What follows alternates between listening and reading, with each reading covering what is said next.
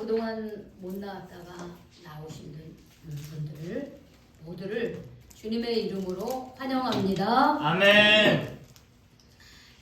우리 예배를 드리는 사람은 늘 이 자리에 주일마다 오지만 아마 또 그렇지 못한 가운데서 누군가의 강건으로 아마 여기 이 자리에 오신 분도 있습니다.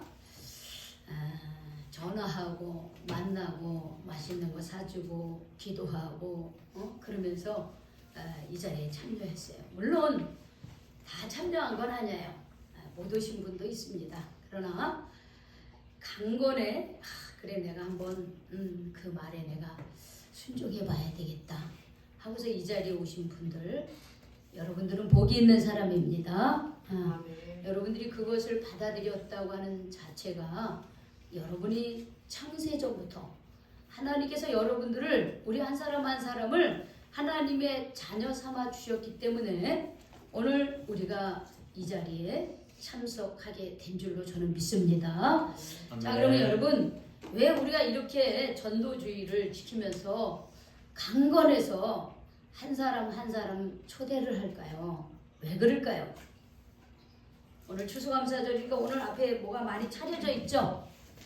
그렇죠? 올해 제일 우리가 좀 가장 멋있고 화려하고 정성스럽게 차린 것 같아. 그전에는 그냥 교회에서 이렇게 그냥 주관해서 했는데 이번에는 우리 청년들이 주관을 했어요. 저 청년들이 같이 협력을 해서 어떤 사람은 바나나를 사오고 어떤 사람은 배를 사오고 어떤 사람은 사과를 사오고 감도 사오고 꽃도 사오고 단풍도 가져오고 호박도 뭐 가지가지 무, 배추, 파, 포도, 바나나, 감도 있고요, 귤도 있고요, 떡도 있죠, 그렇죠? 자, 오늘 여러분 이것만 먹으려고 온 사람이 있을까요? 아니고요, 그렇죠? 하나님이 주신 것에 대해서 우리가 이렇게 많이 차려서 하나님 앞에 감사합니다. 이런 거 주셔서 감사합니다. 이거 보세요, 단풍도 얼마나 이뻐요. 제가 홍천 가서 따온 거예요. 이거 홍천 가서. 요 화분은 우리가 누가 기증해 주셨어요. 민주꽃 플라워라고.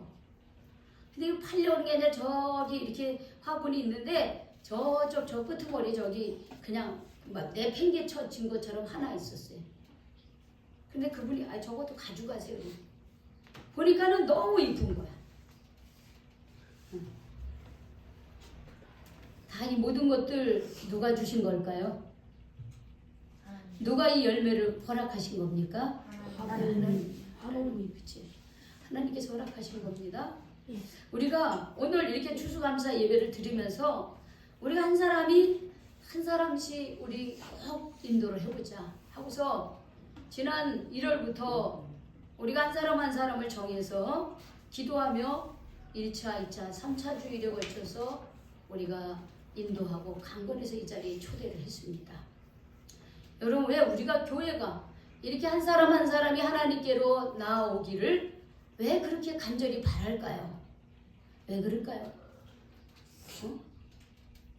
그것은요, 여기 이 자리에 나온 우리 한 사람 한 사람이 새 생명을 얻기를 바라는 이유 때문에 그런 거예요. 자, 이미 우리는 엄마 아버지를 통해서 이 땅에 다 태어났습니다. 그러나 그거는 육신으로 태어났지, 육신의 생명을 태어났지, 아직은 하나님의 자녀가 아니에요. 하나님의 자녀로 다시 태어나야 돼요. 그걸 거듭난다 그래요. 다시 태어나야 됩니다. 그런데 우리가 하나님 앞에 나온다고 하는 것은 바로 이렇게 거듭남, 즉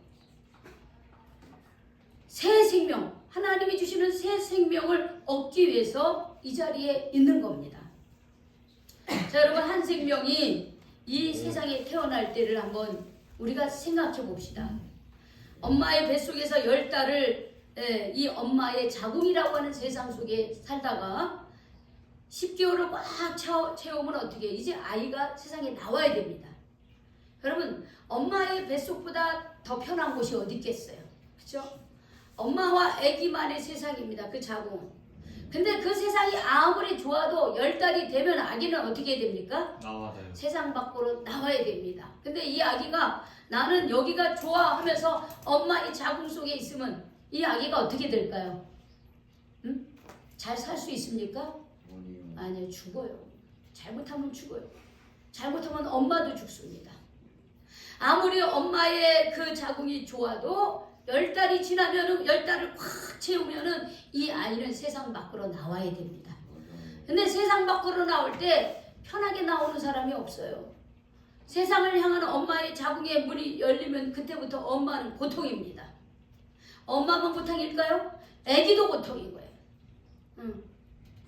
그래서 세상으로 향하는 문을 향해서 아기도 나오려고 그러고 엄마도 이 아기를 힘을 줘서 세상 밖으로 내보냅니다. 강건해서 이 아기가 세상에 나가도록 엄마가 돕고 아기도 애를 쓰고 나와요. 그럴 때는 정말 죽을 것 같아요. 우리는 그걸 기억을 못해요. 그렇지만 우리는 다 그렇게 해서 세상에 태어났어요. 엄마가 힘껏 우리를 10달을 품고 그리고 10달이 지나고 나서 엄마가 힘껏 세상으로 강건해서 세상에 내보냈어요. 우리도 거기에 힘입어서 우리도 세상 밖으로 나왔습니다.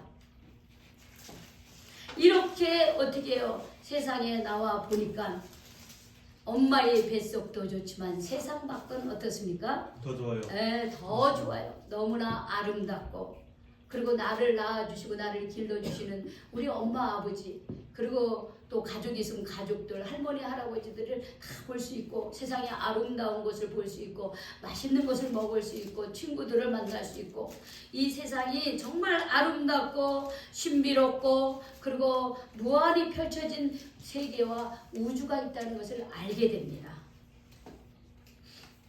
새로운 세상 아름답고 신비롭고 강한 세상을 만나게 됩니다. 근데 우리가 선택해서 그렇게 이 세상에 나왔습니까? 내가 이 세상에 태어나야지 하고서 태어난 사람 있습니까? 아무도 없어요. 그냥 하나님의 선물인 거예요. 태어난 거예요. 태어난 거예요. 이와 마찬가지입니다. 여러분, 오늘 여러분들이 이렇게 이 자리에 온 것은 우리가 영원한 생명을 주시기 위해서 영원한 생명을 주실 수 있는 예수님을 만나기 위해서 이 자리에 나왔습니다. 그러면 왜 예수님은 우리에게 영원한 생명을 주시느냐? 오늘 우리가 요한복음 14장 6절을 읽었잖아요.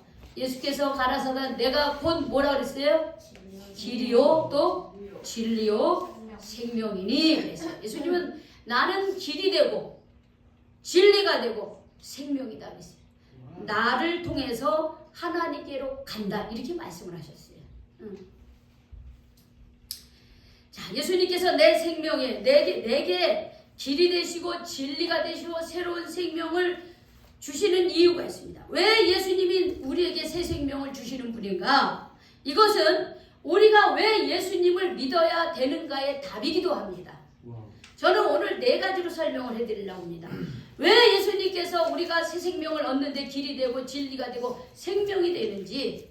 첫 번째는 따라합시다. 예수님은 구원자이시기 때문입니다. 구원자이기 때문에 그런 거예요. 예수님은 우리의 구원자이십니다. 이게 무슨 말이냐? 여러분, 하나님께서 이 세상을 만드시고 에덴 동산을 만드시고 사람을 만드시고 그 처음 사람 누구예요? 아담과 하와를 만드셨어요. 사람을 만드셨어요. 그러면서 하나님께서 아담과에게 뭐라 하냐면 여기에 있는 모든 것을 다 자유롭게 먹고 마실 수 있으나 오직 선과 악을 알게 하는 선악과를 따먹으면 안 된다. 내가 그것을 먹는 날에는 반드시 죽는다. 그렇게 말씀하셨습니다. 그런데 아담과 하와요 다른 건 다 할 수 있다는 거에 대해서는 귀를 안 기울이고 오직 하지 말라는 한 가지만 어떻게 해요? 귀를 기울이는 거예요. 그걸 먹는 날에는 죽는다고 그렇게 분명히 하나님께서 말씀하셨는데 아담과 하와는 어떻게 해요? 사단의 유혹에 넘어가서 하나님의 말씀에는 불순종하고 사단의 유혹에는 넘어가서 그만 하나님의 말씀을 거역해버리고 말았습니다. 이것을 원죄라 그러는 거예요.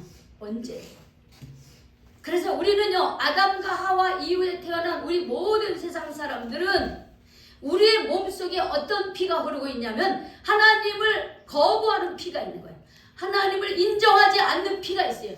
하나님이 어디 있어? 하나님이 보이지도 않는데, 이 우주가 이렇게 과학적으로 다 증명이 되는데 무슨 하나님이 어디 있어? 이러면서 하나님을 믿으려고 하지 않아요. 하나님을 인정하지 않으려요. 그런 그 DNA가 우리 안에 있어요. 하나님을 믿으려고도 하지 않고 하나님을 어떻게 인정하려고도 하지 않는 것, 그게 죄예요. 그런 죄의 DNA가 우리에게 있어요. 그러면서 우리는 수많은 죄를 짓고 살아갑니다. 행동으로 짓는 죄, 우리 몸으로 짓는 죄, 또 어떻게 해요? 죄 짓는 자리에 가서 짓는 죄.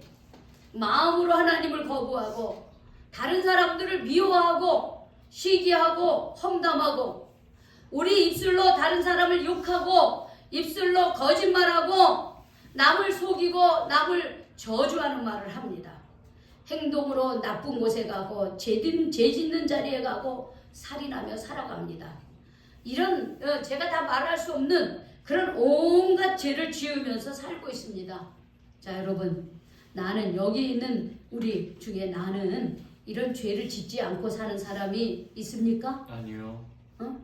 나는 늘 깨끗하고 나는 늘 거룩하고 나는 늘 하나님 뜻 안에만 산다, 이런 사람이 있습니까? 없어요. 아니에요.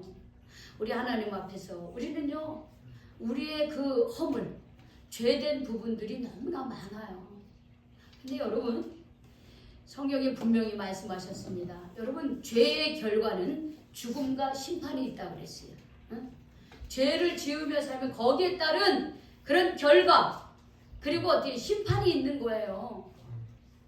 하나님은 우리를 사랑하시기 때문에 우리들이 죄 가운데서 죄를 짓다가 멸망하고 지옥에 떨어지기를 원치 않으십니다. 그래서 하나님께서 구원의 길을 열어주셨는데 바로 그분이 누구냐? 예수님을 세상에 보내신 거예요. 예수님을 보내셔서 십자가에서 나의 죄를 대신해서 예수님 한 명이 대표로 그 죄값을, 그 피를, 보혈의 피를 흘리시면서 죄값을 치러 주셨습니다. 그래서 누구든지 내가 죄를, 그 예수님의 죽음은 내 죄를 대신한 죽음이다라고 고백하는 거예요. 그리고 그 주님 앞에 나는 죄인입니다 라고 고백하는 겁니다. 그러나 이 예수님을 믿음으로 내 죄가 용서한 마음을 믿습니다 라고 여러분들이 믿음으로 받아들이면, 그러면 우리의 죄를 하나님께서 다 깨끗이 용서해 주신다고 약속해 주셨습니다. 그래서 예수님은 우리의 구원자입니다. 여러분, 이런 예수님을 진심으로 나의 구원자로 믿으십니까? 여러분 확실히 받아들이고 있습니까? 여러분들이 이런 예수님을 내가 믿을 때에 하나님이 우리를 하나님 자녀로 삼아 주신다고 약속을 하셨어요. 우리 태호, 우리 민기, 정말 우리 태호하고 민기는 예수님이 내 죄 때문에 십자가에 못 박히셨고, 그래서 내가 예수님을 믿을 때에 내가 하나님의 자녀로 그렇게 새 생명을 얻었다고 확신하고 있어요. 정말 예수님이 내 죄 때문에 나의 거짓말, 내 맘대로 사는 거, 하나님을 인정하지 않고 그렇게 사는 거, 그것 때문에, 그 죄 때문에 내가 예수님이 십자가에 못 박히셨음을 고백합니까? 여러분, 그게 있어야 되는 거예요. 그게 있어야 구원받을 수 있는 거예요. 내가 하나님 앞에서 죄인임을 고백해야 되는 거예요. 그런데 우리 예수님이 그런 우리를 구원해 주시기 위해서 이 땅에 오셨고 십자가에 못 박혀 지셨다라고 하는 사실입니다. 이것을 그냥 믿음으로, 마음으로 이 진리의 말씀을 내가 받아들이기만 하면, 그러면 어떻게 해요? 우리는 구원받는 사람이 될 수 있습니다. 예수님 그래서 우리의 구원자이십니다. 두 번째, 예수님은요 부활하셨습니다. 여러분, 예수님께서 십자가의 죽음으로 끝났다고 한다면은 우리가 예수님 믿을 수가 없어요. 그런데 예수님은 죽은 자 가운데서 어떻게 3일 만에 다시 살아나셨습니다. 여러분, 타종교회 창시자들은 무덤이 있습니다. 부처님도 무덤이 있고요, 공자도 무덤이 있고요, 마호메트도 무덤이 있고요. 뭐 우리가 말하는 뭐 이단 종파의 모든 그 사람들은 어떻게 죽으면 다 무덤이 있습니다. 우리도 죽으면 어떻게 해요? 무덤으로 향하게 돼 있습니다. 그런데 예수님은 무덤이 없습니다. 왜 없습니까? 예수님은요? 사마리아를 다시 부활하셨기 때문에 무덤이 없는 거예요. 무덤이 있다면 그거는 빈 무덤만 있는 거예요. 빈 무덤. 시신은 없고 빈 무덤만 있는 거예요. 당시 예수님을 십자가에 못 박으라고 했던 유대 종교 지도자들은 로마 그 예수님의 무덤을 지키러 로마 군인들에게 돈으로 매수했어요. 왜냐하면 예수님이 십자가에 못 박히시 전에 나는 3일 만에 부활할 거라고 하는 얘기를 했기 때문에 혹시나 그들이 그런 건 어떨까 싶어서 예수님이 십자가에 못 박혀 돌아가신 이후에 무덤에 장례를 치르고 그리고 로마 군인들이 거기에 다 지키고 있었어요. 그런데 로마 군인들이 그것을 어떻게 해요? 알 거 아니에요. 그러니까는 이 대제사장들이 돈을 주고 그 사람들을 매수했습니다. 그리고 뭐라냐면 제자들이 예수님의 시신을 데리고 갔다 이렇게 거짓말을 하라고 합니다. 그래서 지금도 이스라엘 사람들, 유대인들은 예수님의 부활을 믿지 않습니다. 거짓말이라고 그렇게 얘기를 하고 있습니다. 근데 여러분 정말 예수님이 부활하지 않으셨다면 12제자들은 바보들이고요. 예수님의 부활을 믿었던 초대교회 성도들은 다 바보 멍청입니다. 그런데 그렇게 안 했어요. 그들은 부활하신 예수님을 경험했습니다. 보았습니다. 그들이요. 부활한 예수님을 만났습니다. 그래서 그들은 예수님을 믿는다는 이유 때문에 그들은 죽음을 당하고 어려움을 겪고 고난을 받음에도 불구하고 그들은 예수님께서 부활하셨습니다. 라는 말씀을 전했습니다. 그리고 당시 초대교회 성도들의 인사는 뭐냐면 예수님이 부활하셨습니다. 그게 인사였습니다. 여러분 왜 예수님의 부활이 이렇게 중요할까요? 여러분 우리가 예수님의 부활을 믿는다고 하는 것은 더 이상 우리는 죄 가운데 살지 않는다는 것을 고백하는 것입니다. 우리의 죄는 십자가에서 다 죽었습니다. 그러나 우리는 하나님 안에서 다시 살아나는 사람이 돼야 되는 거예요. 다시 거룩한 삶으로 우리는 어떻게 해요? 부활하는 삶으로 살아야 되는 겁니다. 하나님의 자녀로 다시 살아나는 거룩한 삶을 사는 것이 바로 기독교의 종교고 부활을 믿는 우리 그리스도인의 삶이에요. 그래서 우리는 더 이상 죄에 대해서는 죽고 그러나 하나님의 의와 거룩한 삶에 대해서는 늘 살아나는 사람이 돼야 됩니다. 그래서 예수님 부활하셨습니다. 그 다음에 세 번째 예수님은 참 인간이셨습니다. 예수님이 그리고 십자가에 못 박히시고 부활하셨다. 그래서 그러면 예수님은 그냥 둥둥 떠다니는 신처럼 어떤 영적인 존재로만 있었냐? 아니에요. 예수님 우리가 곧 있으면 성탄절 다가오죠? 그렇죠? 성탄절 다가오는데 예수님은 우리와 똑같은 연약한 인간으로 이 땅에 오셨습니다. 예수님은요 하나님의 아들이셨지만 예수님은 화려한 궁전에서 태어난 것도 아니고 좋은 뭐 멋진 이번에 트럼프 대통령 이제 됐는데 트럼프 대통령 그 막내 아들 벤이잖아. 이름 베런인지 걔는 완전히 왕자야 왕자. 그렇게 멋진 그런 좋은 사업가의 집에서 태어난 게 아니고요. 그냥 평범한 목수의 그런 요셉과 동정녀 마리아, 약혼한 동정녀 마리아 사이에서 태어났습니다. 예수님은 들어갈 집이 없어서 짐승들이 사는 마구간에서 짐승의 밥통인 구유에 누일 만큼 그렇게 아주 낮고 초라한 가운데 이 땅에 오셨습니다.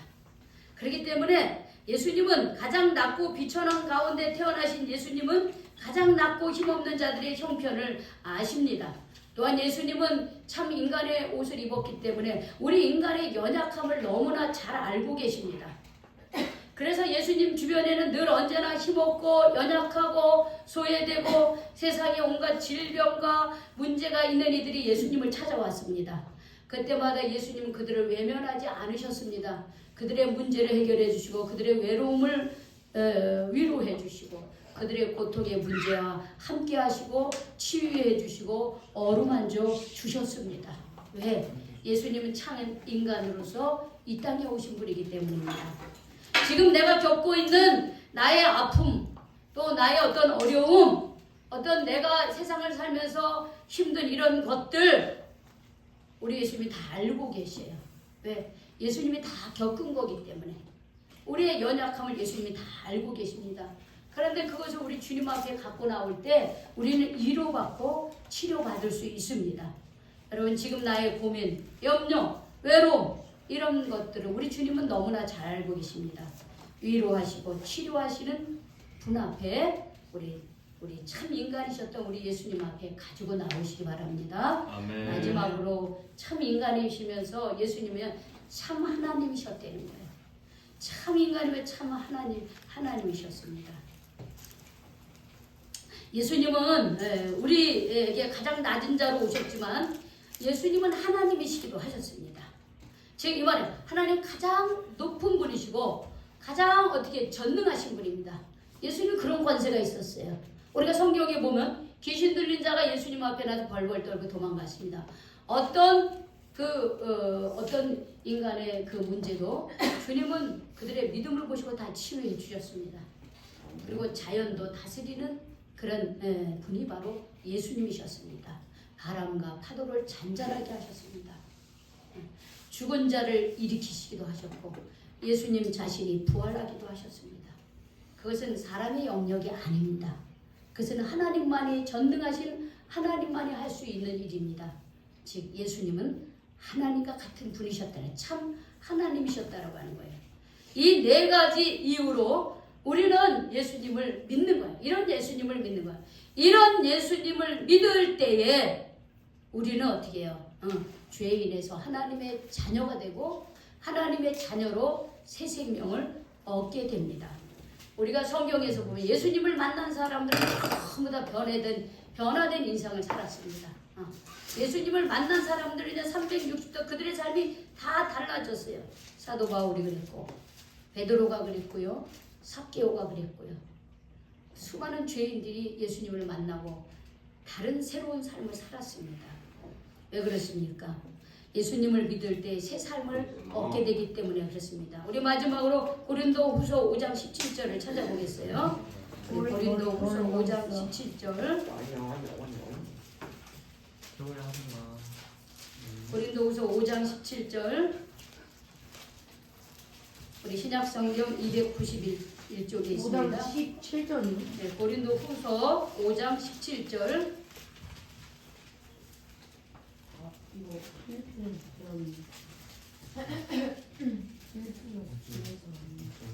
다 찾으셨죠? 네. 같이 읽겠습니다. 시작.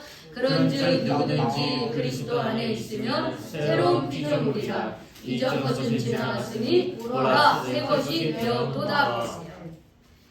누구든지 누구 안에 있으면 누구 안에 그리스도 구원자이신 예수님 안에 있으면 우리는 새로운 피조물이 돼요. 새로운 사람이 된다는 거예요.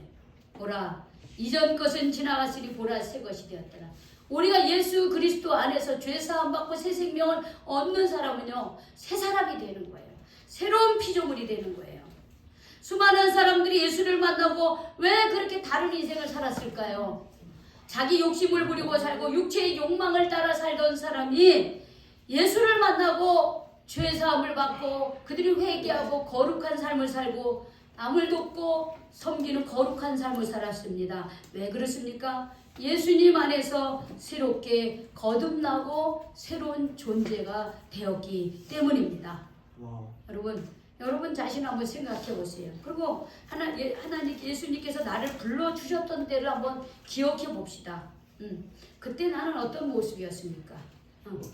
그때 지금의 나와 그때의 나를 여러분 비교해 보십시오.